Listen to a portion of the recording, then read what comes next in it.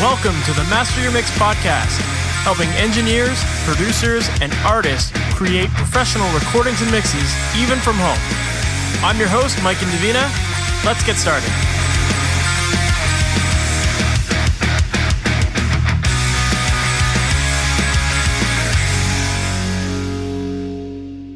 Hey, welcome to the Master Mix podcast. Thank you so much for being here. My name is Mike and Davina, and today I've got an amazing interview lined up with none other than Val Garay.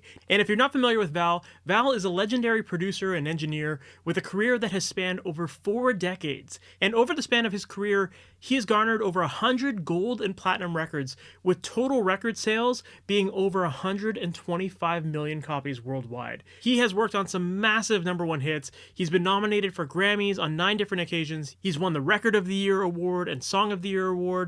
And he just has such a great history working with some legendary artists such as Linda Ronstadt, James Taylor, Kim Carnes, the Motels. He worked with Dolly Parton, Kenny Rogers, Neil Diamond. Like, this guy has just worked on so many amazing songs.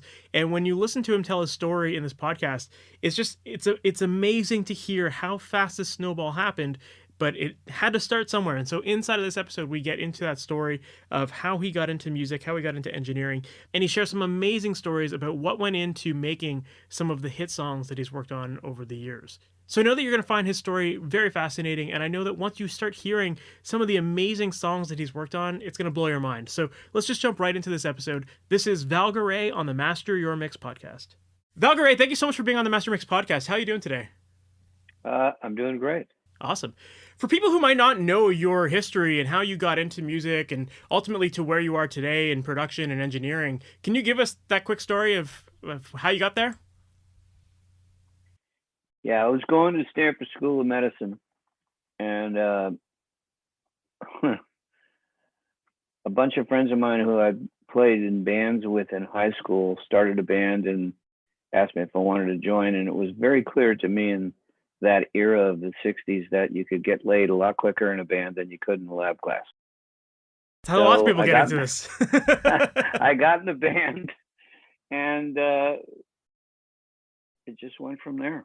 Yeah, that's actually quite a change of industry, correct? Because like medicine's like totally different. So where you had if I'm not mistaken, you had a pretty musical family or a family that was deep in the entertainment industry, right? Well, that's probably how it came about, because my father was a famous singer and actor, and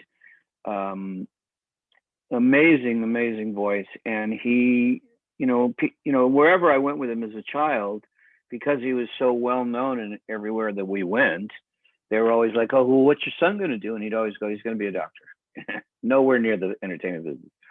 And it was funny because, I think he was always looking. My father was an immigrant from Mexico in 1911. He came up through the ranks kind of the hard way. He started in, the Fox Theater in San Francisco in 1932 with Walt Rosner and his orchestra at 19. And he was famous that way, And so I think he just wanted a different life for me. And so that was always kind of his thought. And so I just sort of followed it. Very smart IQ up in the 160s. So I had no problem getting into Stanford at that time. And then, it just wasn't where my heart was, And I'd always, all through the 50s, listened to the radio and gone, "Dad, you got to learn this song," or "Dad, you got to learn that song," because I was always into the songs and the hits, and, So it wasn't like music was it wasn't like music was like this foreign thing to you. You were like immersed into it. You already appreciated it. You just thought as a career it wasn't something that you were going to explore. I can remember the day that I was sitting on the couch watching Elvis for the first time on the Ed Sullivan Show. I mean, I was mesmerized by it. And then when the Beatles hit, is about the time that it switched me from what I was doing to, I was like driving down El Camino Real, Northern California, where I grew up, and the song "I Want to Hold Your Hand" came on the radio, and it was about 3 a.m. I was coming home from a small gig at a bar, and I almost took out 4 parked cars, and that was the end of it for me. So that's what I pursued. for a number of years, in and out of bands, signed to Columbia Records twice with Clive Davis, signed to Lou Adler, Ode Records, signed to April Blackwood and Warner Tamerlane as a house songwriter. I did that whole thing for about 8 or 10 years till I got to the point where I didn't want to be dependent on 4 other people or 5 other people for my livelihood. And I happened to be in a very fortunate position where I was in a studio in Hollywood at the time that was owned by an engineer producer who was extremely successful in the 60s. He had engineered all the Rolling Stones records, early Satisfaction, Under My Thumb, 19th Hours Breakdown, all that stuff. He did the first 2 Jefferson Airplane albums. He did the first 2 Grateful Dead albums. And so he was an icon in his own world. And he said to me one day, because I was trying to produce records in his studio in Hollywood, which was called Sound Factory, he said, you know, you got a great pair of ears. Why don't you come to work for me? And I thought, well, that's not a bad idea. I can actually make a living and do that. So I signed on for $100 a week and started running up to the corner to get sandwiches for John Phillips and the Mamas and Papas. And that's where it started. And about a year later, I brought in my first client, which was a band called El Chicano. And we redid a remake of Brown Eyed Girl. It was kind of like the Mexican Everly Brothers version. And it got to like number 3. And then everything started to roll from there. That's amazing. That's very awesome that you were able to find a mentor like that who was willing to just teach you what you needed to know. I mean, it sounded like, you know, to his point, if you already had good ears, so that's why he wanted you to work for him. So you were already kind of learning it on your own, I guess, right? Yeah, I mean, he recognized that. Yeah. Yeah. So were you like self-taught up to that point then, I guess?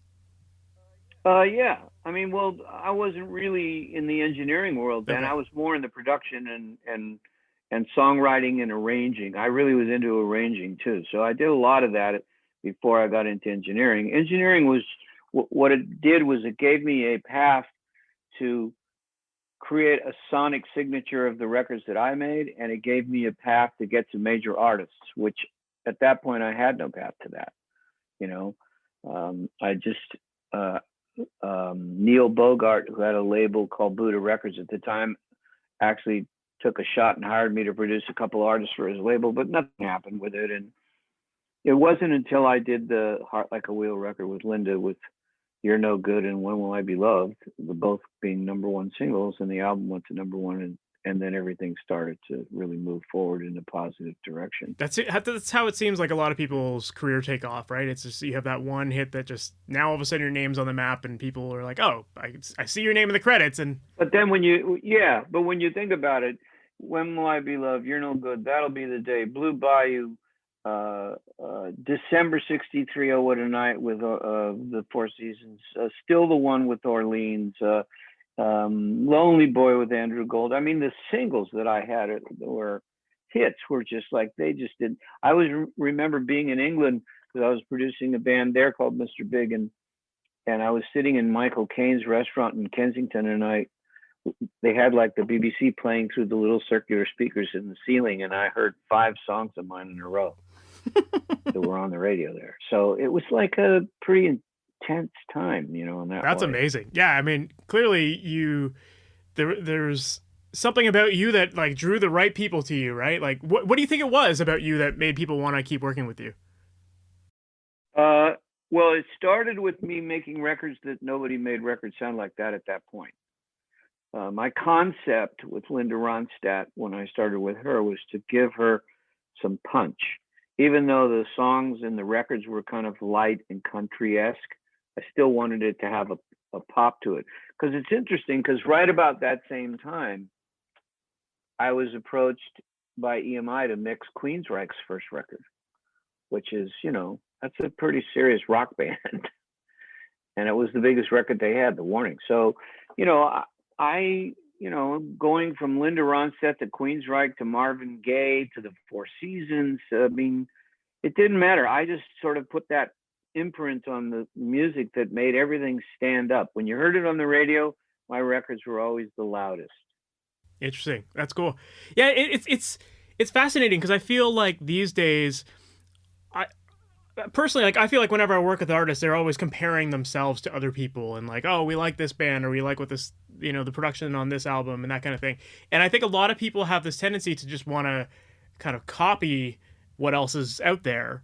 But but to your point there, like, you kind of have to stand out and you have to do something a little different. So how do you find that balancing act goes between trying to impart where you think the band can go versus kind of them wanting to maybe clone a different sound that already exists? Well, I did that with the Motels because they were a punk band when they started, and they did not want to be a pop band or a band that had pop hits, so to speak.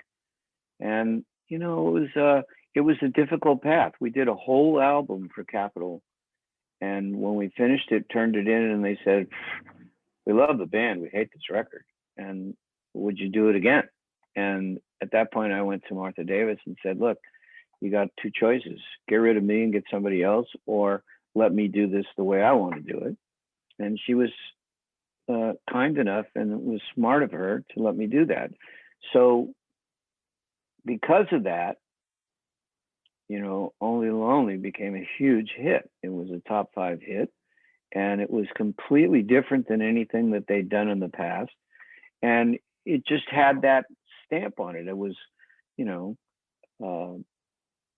was just a great sounding record with a great vocal, with a great song. And that's kind of where I always go. I'm all about, the song. And I guess, like, at the same time too, a lot of these artists that you worked with, like, they already had these songs written. They were great songs. So the song was the foundation. Not true. Okay. The Motel song, Only the Lonely, she had written. Then I waited a year sitting in her garage while she was writing songs to get Suddenly Last Summer. That took a year. And it's not always, that way. It's sometimes it's very difficult to find, those kind of signature songs. Linda was a little easier because she didn't write and she just did covers.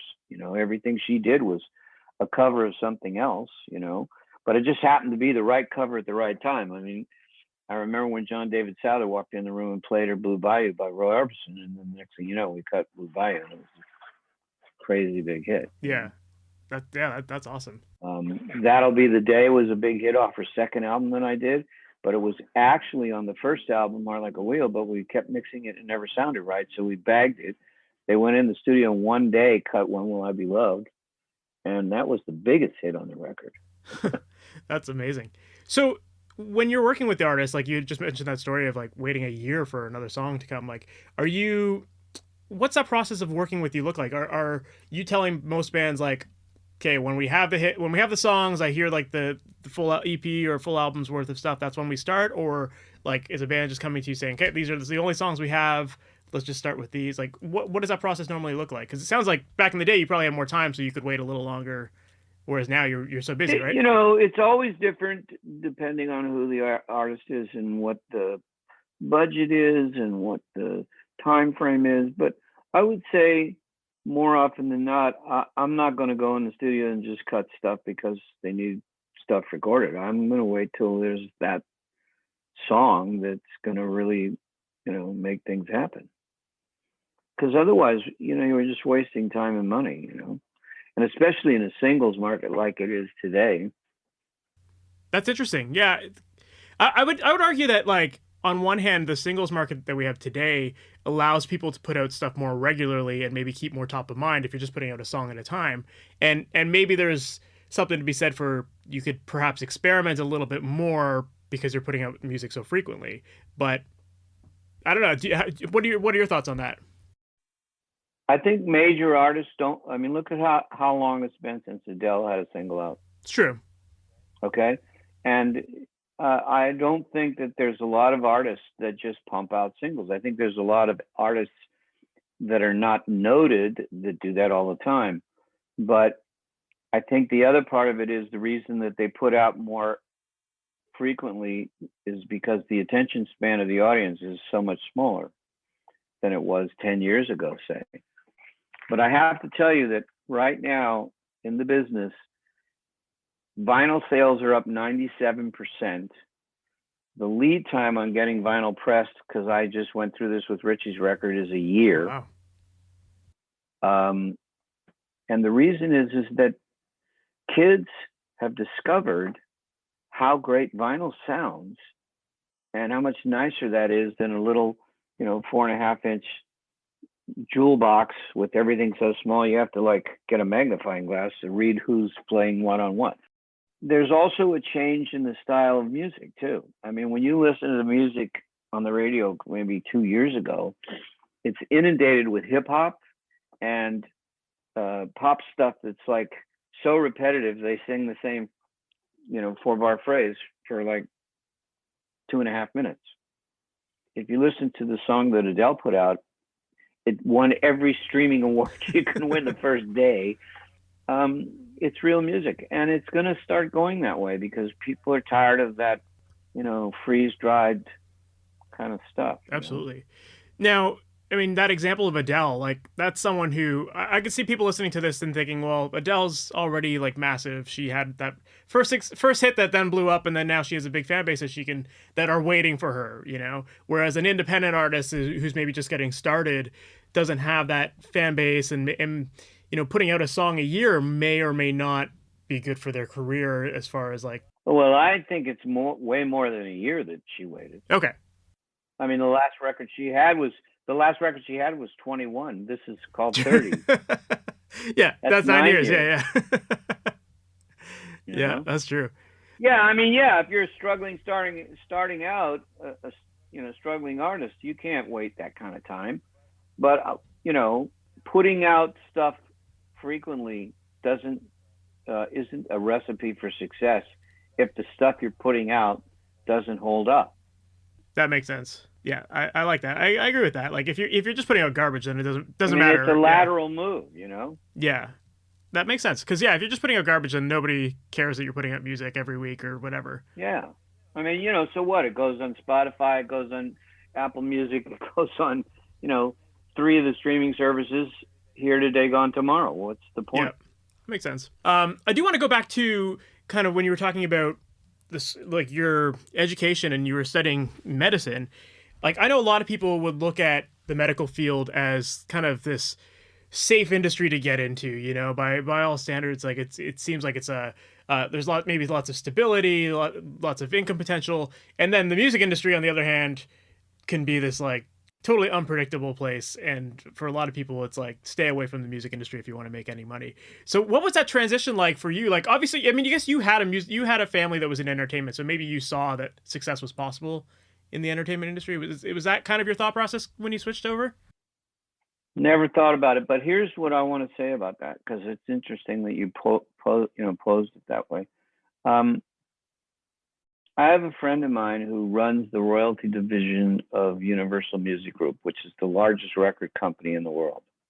How much money do you suppose they paid Billie Eilish last year? Take a stab. I have no idea. I know you don't. It's in the millions, I'm sure. Yeah, I'm sure. So take a guess. Let's go 10 million. Probably much more. Yeah, times 5. Okay. And the same thing goes with all the other major artists.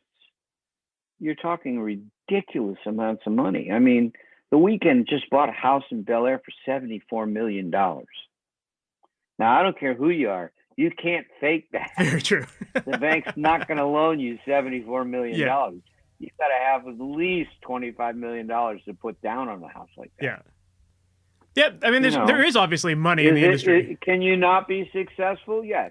Is there people who make a living at it, a decent living at it? I have 4 or 5 friends of mine who are all very successful songwriters the songwriters are the guys that made the money. Yeah. I mean, you think about it. I'm sure that Don Henley and Glenn Frey did okay doing live shows as the Eagles, but that catalog that they wrote, scary. For sure. It's up there with the Northern Songs, which Sony says that Beatles catalog is now worth around $350 million. Yeah, I mean, there is obviously a lot of money in that. I asked that question kind of just because I know I've got a lot of students of mine who are in like jobs that by all, like, they would say are like comfortable jobs, and they're afraid to like jump into music because it's something that like they truly want to do more music, but they're just afraid of like leaving this kind of safety net, right? So that's why I asked you about that question, because I just thought, it's a great example of someone who was going in that direction of the, the so-called safe industry, and who was able to turn it around. My advice to someone that in that kind of headspace, my advice is don't give up your day job. Because the people that make it, the people that, they tough it out. You go into that trench and you just chop away until you either see daylight or you drown, and that's kind of the way it works in the music business. It's almost like a survival of the fittest kind of thing, right? If you have that passion, you're going to work your ass off and you're going to make it happen. Oh yeah. That's why there's such a small success ratio, and the success ratio is so grand. Good way of looking at it. So, if you've got the stomach for it, my father was kind of like bummed, and I'll never forget the night that I won 4 Grammys for the Bette Davis Eyes stuff. He called me the next day and he says, "I'll never question you again." But prior to that, I'm sure that there was a lot of second thoughts going on in his head.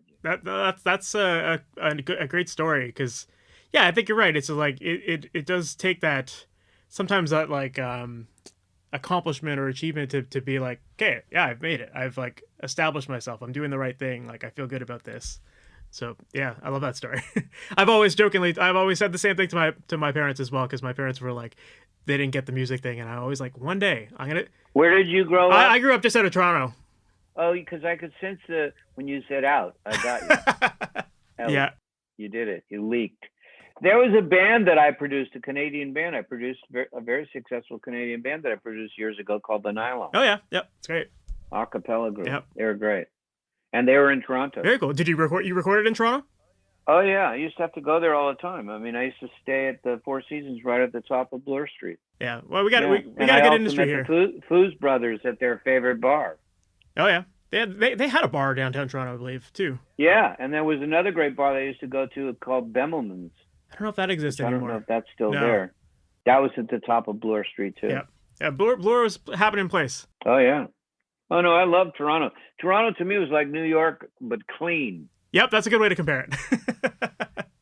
So we talked a little bit about like you getting into the production side of it, and you had your mentor, and you were already getting into the production side of it and writing and arranging. And I think that that's something that is clearly, I mean, it's worked for you. Like, you've worked with amazing artists who have had a great arrangements, and that has definitely been a big contributor to a lot of these artists' success, I believe.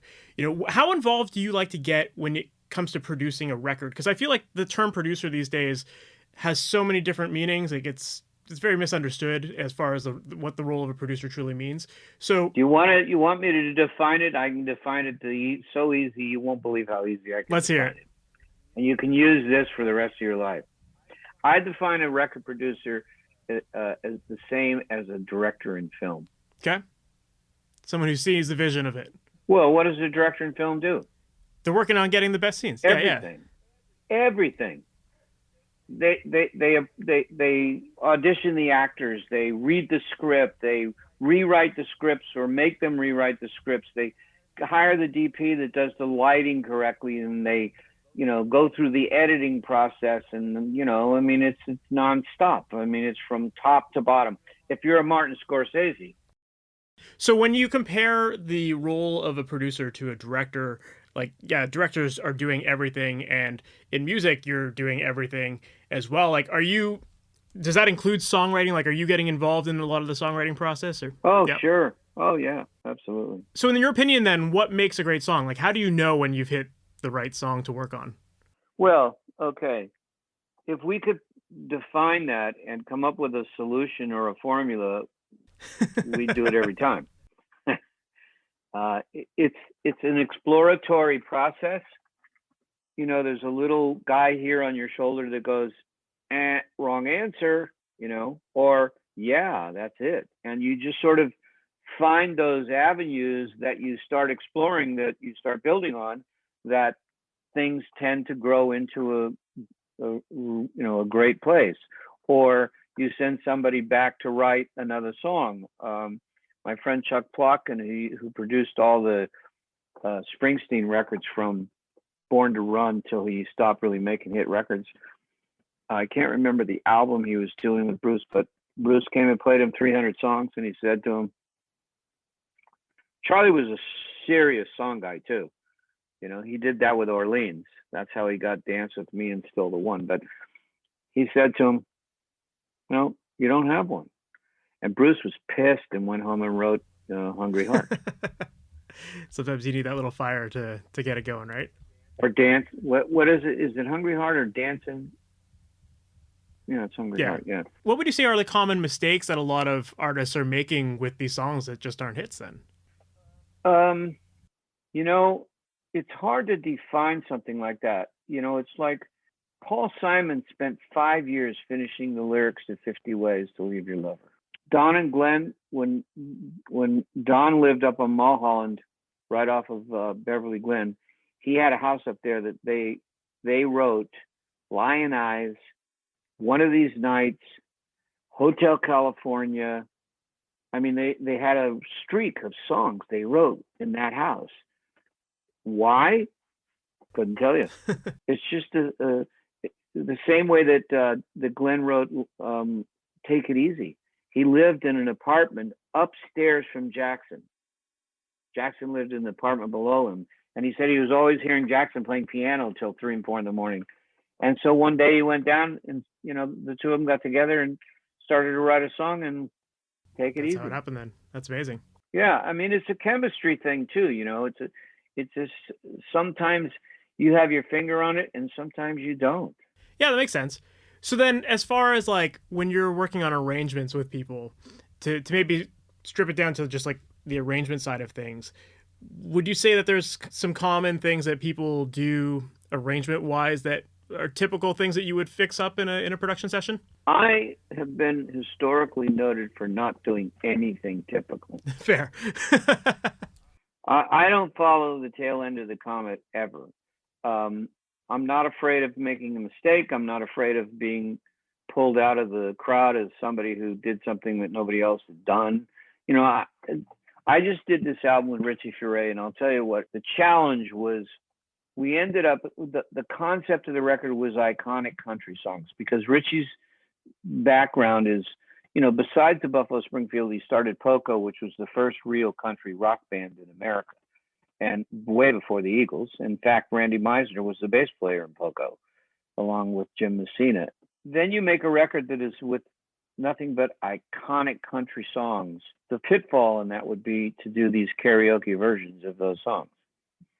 So the job was to recreate those songs equally as interesting, equally as powerful, totally different from the original. And I spent a ton of time. I mean, one of the songs that we recut, which I did not want to do in the beginning because it's such an iconic song and such an iconic arrangement. You'll understand this. I see that drum set back there. Are you a drummer? Yeah, I am. Okay, so the song is all based on pushes, and it's called Walking in Memphis, and it's a piano-driven song. So to try to do that as a country song with acoustic guitars is next to impossible. And without that signature push rhythm that's written into the song. Well, I spent 2 weeks sitting in my studio with an acoustic guitar playing different tracks. Like I finally ended up with one part that was rhythmic and the other part was backbeats on a high-string Nashville strung guitar playing against it so that you got that kind of rhythm but without pushing it. And it took me 2 weeks of playing around on my own, come up with the idea. And then when we went to Nashville to cut it, I just played the demo for those guys, and they're geniuses. They just picked it up and ripped it. But the version that we did of Walking in Memphis, I think is as good as Mark Cohen's. That's amazing. So before we started recording, you'd mentioned that you were working on an album that you kind of started preparing for in 2019, then you only cut it in October of this year. Is this that album? No, I cut it in October of 2019. Oh, you did? Okay. I started preparing it in February of 2019. Gotcha. Either way, it's still a lot of preparation to get to that point. Yeah. Yeah.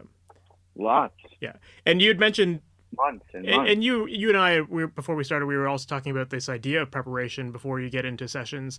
And you had mentioned that like preparation is such a major part of your process and just how you approach everything, right? I was wondering if you Yeah. could elaborate on that a little bit more, and kind of things that people can do to prepare for the studio to make sure that they're coming in prepared and banging out tracks fast and getting the best results.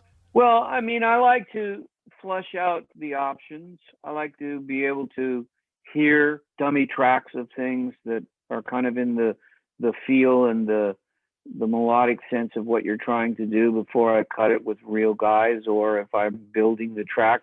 It's a process where you have to figure out, do I use background vocals like they did? Do I use strings like they did? Do I use that feel in the drum track that they did? Or it's fairly intense when you start working on it that way, and fairly detailed. And I usually like to feel like I've kind of lived with the song and lived through the song before I record it. It's a good, interesting way of putting it, but yeah, I like that. Yeah, and I also like that you said you try to experiment with it as much as possible ahead of time, so that you. Yeah, well, yeah, you have to give it, room. But then the last thing you have to do is let go.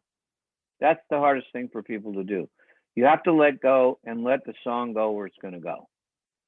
And it may not go where you wanted it. And it may not end up being a hit because you didn't go where you wanted it. But at some point, you have to let go. I'm not one of those producers that plays all the instruments, and creates everything from scratch myself. I don't do it that way. Yeah. I hire people because they're great at what they do.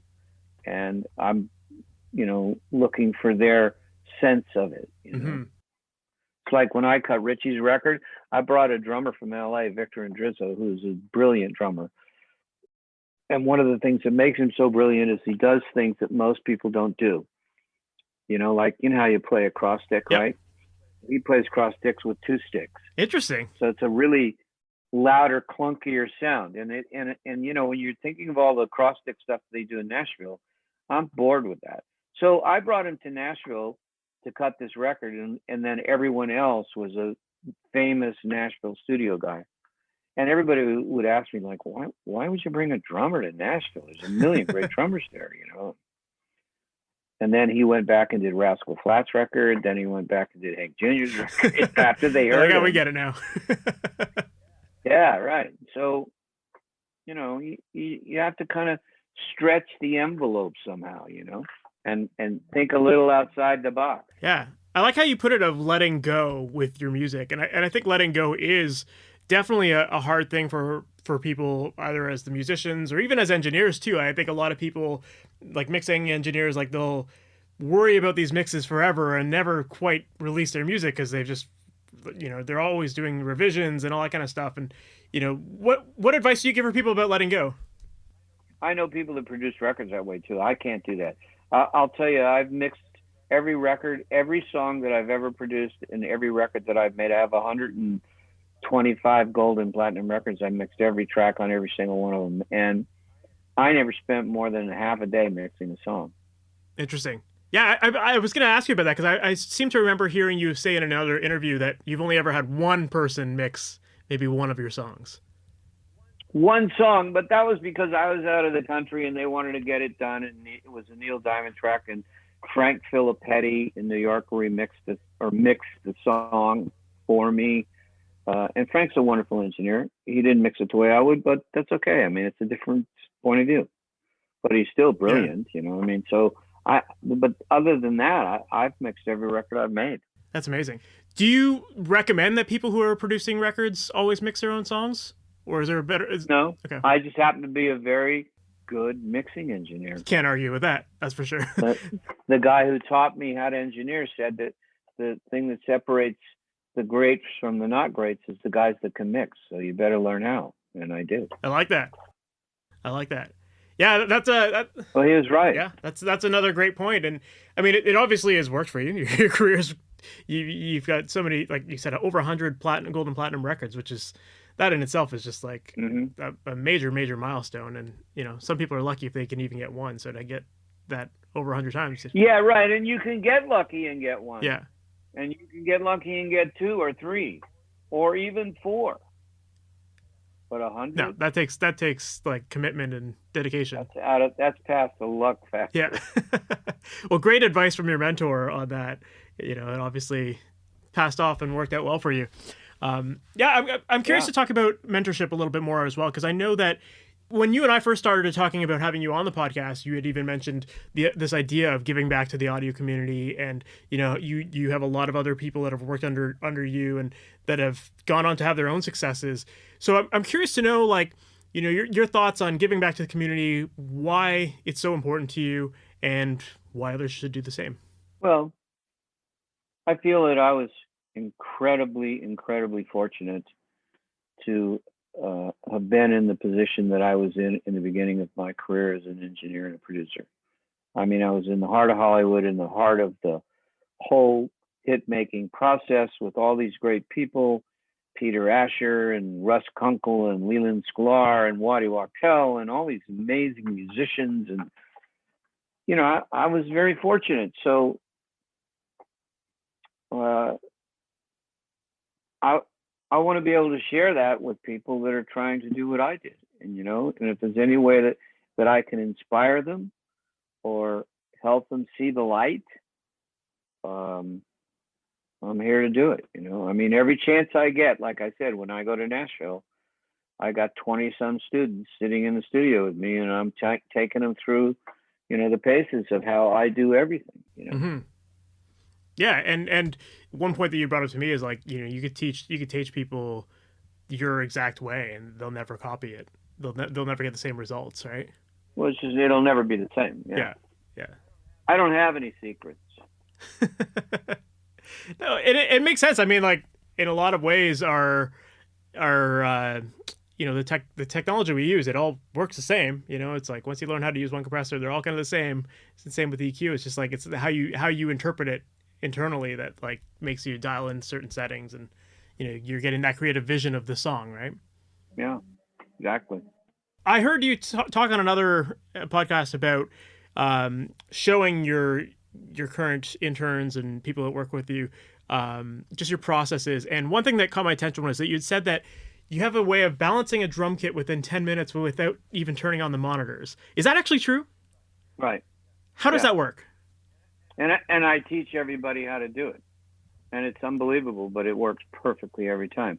In fact, a friend of mine, one of the kids that I worked with, went back to Nashville and he did that. And he completely amazed people because the monitors were not turned on. You need a set of VU meters so that they have that analog RMS kind of movement. But I can describe it for you exactly. So typically I have two mics on a kick drum, one inside, one out, the out being a sub kick. Okay. I have two mics on a snare drum, one on top of it and one below it. Typically an SM56 or something on the top and a 50 and a Sennheiser 441 underneath it. And then I typically have two overheads, which are usually Telefunken 251s.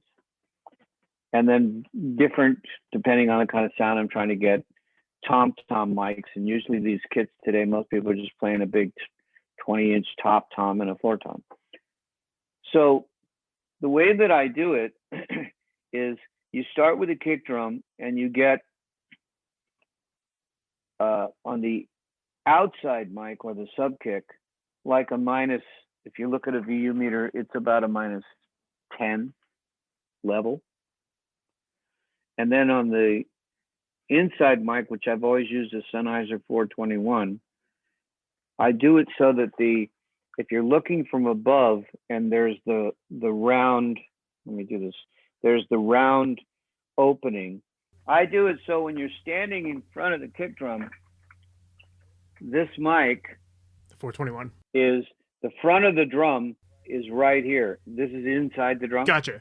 So the front of the drum, it's right there, and it's in the center of the drum. So for people who aren't watching this and who are just listening to it, basically he's holding up a 421, and where the grill of the mic meets the rest of the body, that's where, like, basically the skin would be, that's right? Inside the drum. Yeah, in the middle of the drum. And that I get a 0 or +1 or +2 level. with the outside mic at the same time, or just No, okay? the inside mic. The outside mic is like a -10. The Okay. inside mic is 0. And we're talking about solo. We're not playing both of those mics together to get that +1. Well, you Yeah. will, but right now we're doing them one at a time. Then I always do the same thing to a kick drum mic. On the inside mic, I always roll out 400 on an API 550 EQ, 550A. I always roll 400 out, at least 4 dB, because it drops the pitch of the drum 2 or 3 tones. And then I add a little 10K if I want a little more bite to it. Then you combine the inside and outside mic, and you flip the phase switch to make sure that they're in phase. So now you got the kick drum done. Then the snare drum is the same thing. I get like a 0 +1 or 2 on the top snare, and the bottom snare is like a -10. And it just depends on how much of the wires you want. And you balance it so that the end result is that snare drum, when he hits it hard, is it a 0 or +1 with both mics combined. The under mic is always less than the upper. And again, you hit the phase switch to make sure that they're in phase. And it'll go from fat to really thin when they're out. Then, and you're doing this on a VU meter. Then the overheads, I make them a -7 on both sides, so that what it causes to do by doing that is it causes to put the image of the snare drum and the overheads right in the middle.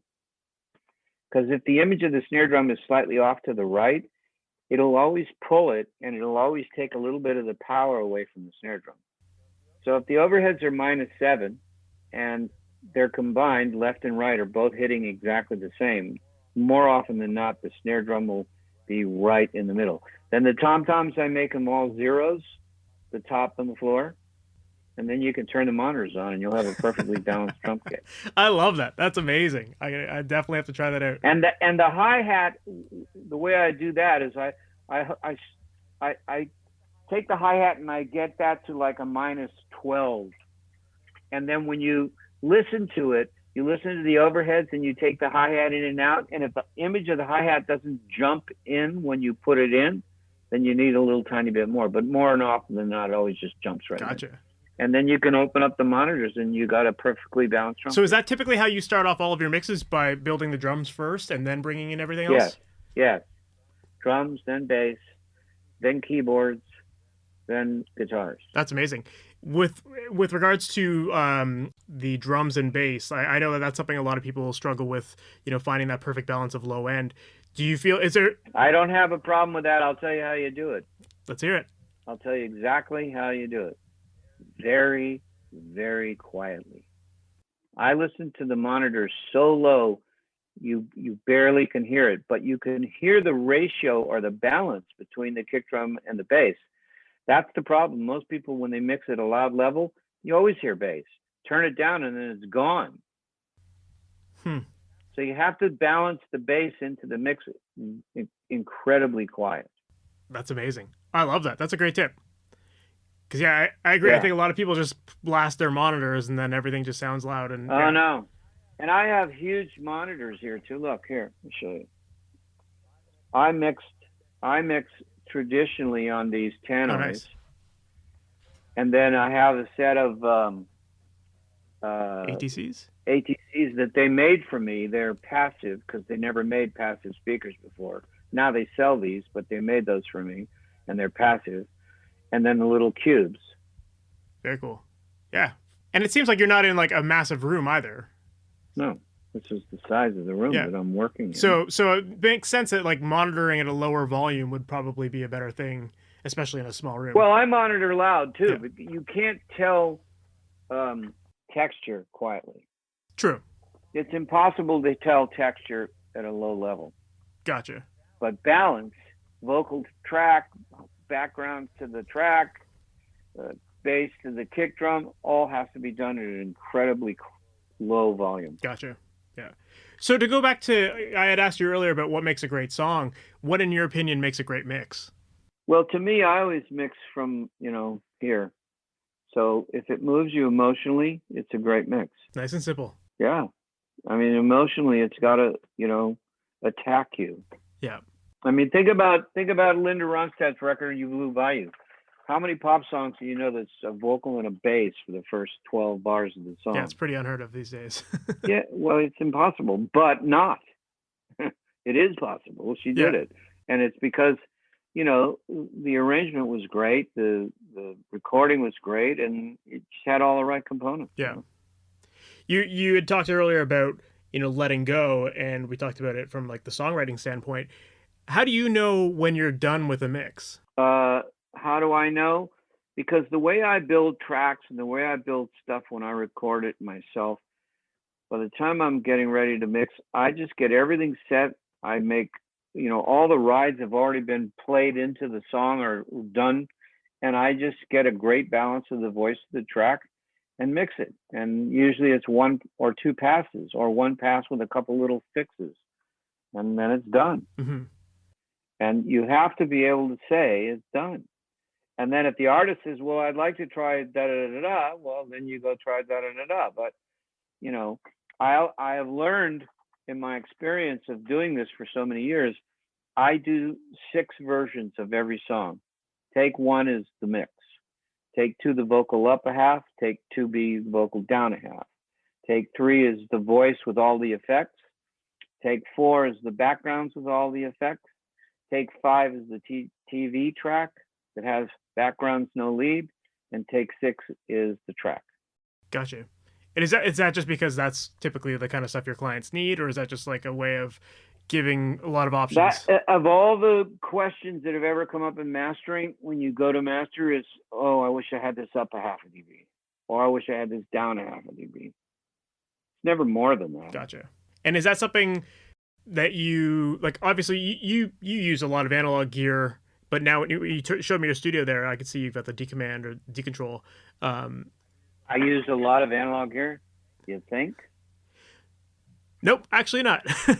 I just meant more like before, like back in the day, you would have used a lot of analog, but now it seems like you're looking at this setup here. It looks like you've got quite the digital setup going on. So, yeah, but I use all the analog stuff on the front end. That's what I was just showing you. That's all API, all the preamps from Vitas. Over here, I have, you know, distressors. Down here is 1176s. I use this Primetime, Lexicon Primetime on all the vocals that I, you know, mix. I like that little bit of slap. So you're using analog more as a front end, and then everything else. Are you working like in the box? Well, and I use it when I mix too. Okay. Like on the lead vocal, I'll still use the same 525 compressor that I used when I recorded it. Gotcha. So you do mix with some outboard gear, and as far as those different deliverables go, and those 6 different mixes that you do, is that something that's like, do you operate off of like a mixing template to get started with your songs, or are you kind of starting from scratch? Like, what's that process look like for you? I don't need a mixing template because the song has evolved to a point where all we do now is we take it off the stereo output of 1 and 2 and start assigning everything to different converters. So I have 32 converters. So, you know, I have some that are mono, some that are stereo. So the kick goes on the kick track, the snare goes on the snare converter, the overheads are another one, the toms are another stereo one, the bass is direct and amp are 2 separate that go on 1 bass output. Guitars, I have left and rights. I have acoustic monos, vocals, same thing. So by the time I get done, I have fulcrums. Do you know what they are? No, I don't. Okay, let me show you. So that yellow, oh yeah, okay, I've kind seen. of greenish. Yep, I've seen those. Yep. Okay, so they're analog summing devices. Gotcha. So when I'm mixing, I'm summing all those converters into 2. But it's just simply an analog switching device because there's no ICs or any amplifiers or anything in them. And then the way you get the gain back up going into the other side, because I have 2 separate Pro Tools rigs. I have an ACX that's sort of the multi-track, as it were. And then I have an HD Native that's another machine with a separate converter made by Josh Florian, that the stereo that goes into that machine where all the mixes go in at 192. And so the output of the fulcrums go over to the AES inputs of that converter. Got it. But you have to raise the gain about 30 or 35 dB. And the way you do that is you can either do it with Mike Prees, or Josh Florian also makes things that he calls a lever, which he patented the name after the fulcrum because the fulcrum's misspelled, so he misspelled the lever. And what it is it's two analog line amps, like the line amps in an API console. Gotcha. And so you're just boosting and those it like sounds 30 just dB. like an API console. Yeah. That's interesting. It's crazy. Yeah, I feel like I've interviewed so many people, and the topic of analog summing has come up, and I feel like there's large, like, various degrees of how much people believe in the power of analog summing. Like, what is it that you get out of analog summing? Why is it that you choose to do that? Well, there's different mixers that do different things. So, what's the kid who does everything in the box? The problem with that for me is that you can't, if say you recorded at 48, you can't mix it at 96 or 192 because you're mixing back into the same session. So you can't change the sample rate. Gotcha. Whatever the session is what you have to mix at. And I also learned years ago from Dave Hassinger, who taught me that you don't ever want to double frequencies. So if you did it at 48, you don't want to mix it at 48, even though it's digital. Interesting. Something about the ones and twos. So I've always avoided that. So you're basically like up sampling it when you're going back in on the other system, right? Well, I track everything at 96 and I mix at 192. Gotcha. And so that 192 going through that analog signal, you're getting like the full fidelity of that analog signal, basically. Well, you can lock it. I have the synchronizers that Avid made so that I can lock the HDX machine to the HD native machine so that the two sessions are locked together with time code. And you can A/B between the two. And the mix at 192 sounds, you almost cannot hear the difference between that and the original multi-track. Interesting. Resolution is so good. That's great.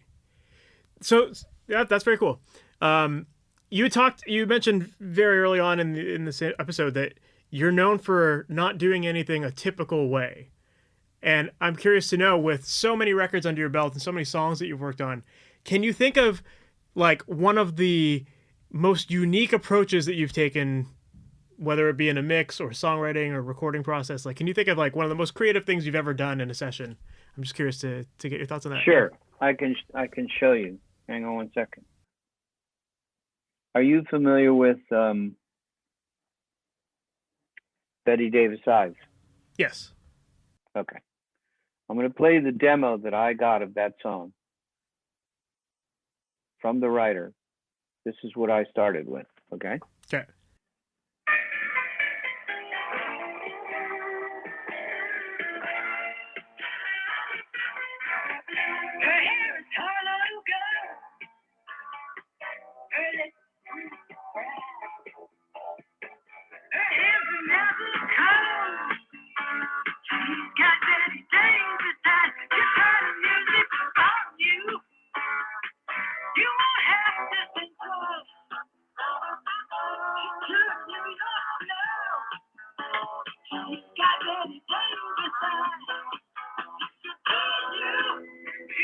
Okay. Yep. I can kind of hear it. Yeah, it's coming through your speakers through your mics, I guess. But that's what I started with. This is what I ended up with.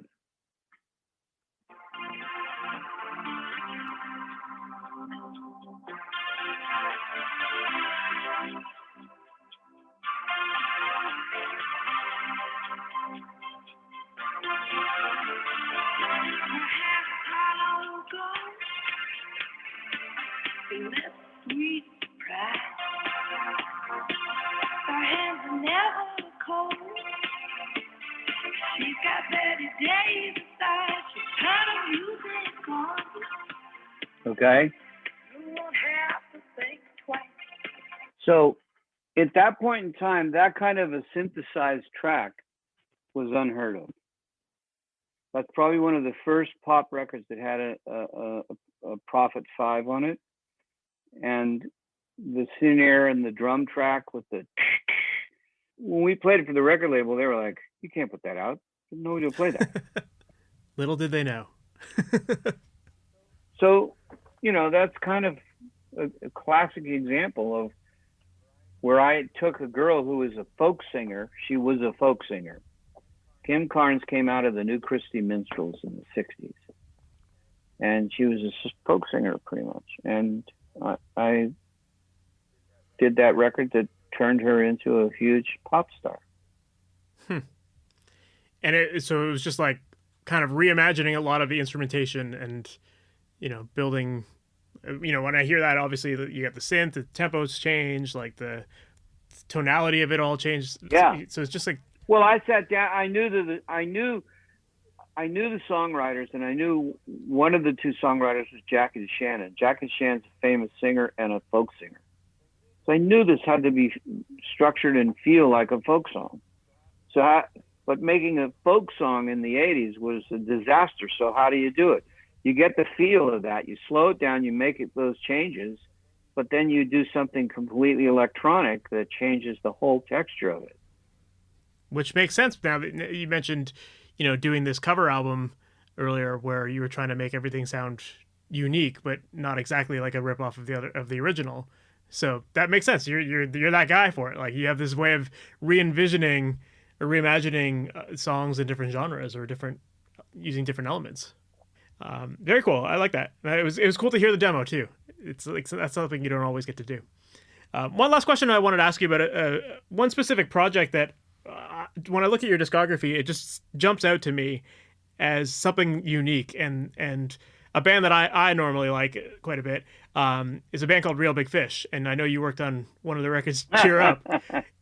To me, like when I look at your discography, like they stand out as one of the oddball records in the sense that it's like a ska band, something that like just isn't kind of the typical sound that a lot of those classic records you've worked on have. And even just that record in particular, it's called Cheer Up, but a lot of the songs are not cheerful songs that they kind of play off of that. I was wondering what it was like to work with that band and how that project came about. The lead singer and the principal songwriter, although everybody in the band wrote with him, he was an interesting guy. I mean, he kind of created the whole Real Big Fish thing. He wrote their first hit. He was the lead singer. And they're still on the road, by the way. And I was just fascinated by the fact that being able to try to make a record with him, and I tried to take them to another level. He kind of was opposed to that. Okay. And I understand that because he had a certain sense of who he was. So to me, it didn't really end up the way I wanted it to. It didn't really end up, in the right place. But, people like the record still, so I guess that's good. But the drummer, on the other hand, is Carlos de la Garza. Now, I don't know if you know who Carlos de la Garza is. He might be another guy you want to interview. But he was the drummer, and he's a dear close friend of mine, and he has his own studio over in Silver Lake, and he produced a band called Paramore. Oh, yeah. Which was a huge hit. And Massive. He's producing all the time. And he's an amazing dude. We talk all the time, and he was the drummer in Real Big Fish at that point. And he said that was the first real record he ever made. Yeah, that's cool. Yeah, I just saw that record and I was fortunate. Like I used to play at a ska band myself back in the day, and so we did some shows with Real Big Fish. So it just stood out to me as like this kind of oddball project, but I love that record that you did with them. I think it sounds great. Yeah, I did too. Yeah. I loved it too. And it was different for them because they were typically known as kind of being that ska band, but that record had a little bit of a different tone to them. It was a little less typical ska, I guess you could say, right? Which I liked it, right? Awesome. Well, Val, I don't want to take up too much of your time. I know today's your day off, so you're relaxing, so I don't want to take away from that. If people want to follow you more online or learn more about you, what's the best place for them to do that? Facebook, Val Garay, Instagram, VALLTD, probably the two best places. Great. And lastly, are there any cool projects that you're working on now that you can talk about? Yeah, that's the Richie Furay record. Okay, perfect. Coming out. It's coming out June next year on BMG. It's a sensational record. Probably Awesome. the best thing I've done in 25 years. It's just unbelievably good. That's a big statement to make, considering how many songs you've got, how many big hits you've got. That's amazing. Well, I'm really looking forward to checking that out. Val, thank you so much for taking the time to do this. It was amazing to hear all of your great stories, and just a lot of great insight in this. So once again, thank you. So that was my interview with Val Garay, and that was a really cool interview. I love just hearing some of the stories that went into some of the massive songs that he's worked on, and it was cool to even get to hear that demo of Bette Davis Eyes and hear how he was able to transform it. Very cool. Love hearing his stories, and he just has such an amazing career, and I just love his approach to music and songwriting in general, and just doing what the songs need in order to get the best results. I also thought it was very, very fascinating to hear his process for balancing drums without even turning on your monitors. That seems like something that a lot of people would not think is possible, but definitely go back and listen to that section of this podcast interview and give it a shot. I know that as soon as I'm done recording, I am absolutely going to give that a shot as well. I just think it's a really cool process. I've definitely heard people talk about balancing your kick, snare, and bass using VU meters. I know Jakir King often talks about doing that. But to hear how to balance a full drum kit, I just think that is very, very cool. So definitely give it a shot. And Val, if you're listening to this, thank you so much for taking the time to do this. I really appreciate you being on here. And for you, the listener, if you haven't already done it yet, make sure to subscribe to this podcast. That way you're notified about all new episodes as they go live weekly. All of our episodes always go live on Wednesday mornings, so you definitely want to be subscribed so you don't miss a single episode. And if you haven't done it yet, make sure to visit masteryourmix.com. That is a website where I help out musicians with creating pro-sounding recordings from your home studio. And if you've been working on a bunch of songs that you've recorded, but you just haven't quite finished yet because you're not quite happy with the quality of your productions. Maybe they're sounding like demos and you're not sure how to get more clarity or how to get more polish out of your tracks and make them sound as good as your favorite recordings. If that is you, definitely visit Master Your Mix, because on that website we've got tons of great resources designed to help make the process of mixing easy and help you understand how to use the tools, get the mindset, and establish your workflow so that you can make pro-sounding mixes in less time. So once again, that's masteryourmix.com, and on the website I've got a great book that you're definitely going to want to check out. It's called The Mixing Mindset. This is an Amazon #1 best-selling book that I put out a few years ago, and inside I really break down that process of mixing, make it super straightforward, step by step, how to analyze your tracks, how to know what to do with the tools. So check that out. It's called The Mixing Mindset, and once again, it's available at masteryourmix.com. So that is it for this interview, guys. Thank you so much for sticking around to the very end, and I look forward to talking to you in the next one. Take care. Thanks for listening to the Master Your Mix podcast. To have your questions answered, submit your questions to questions@masteryourmix.com. Please go to iTunes and subscribe and leave a review. And for more information on how you can improve your mixes, visit masteryourmix.com.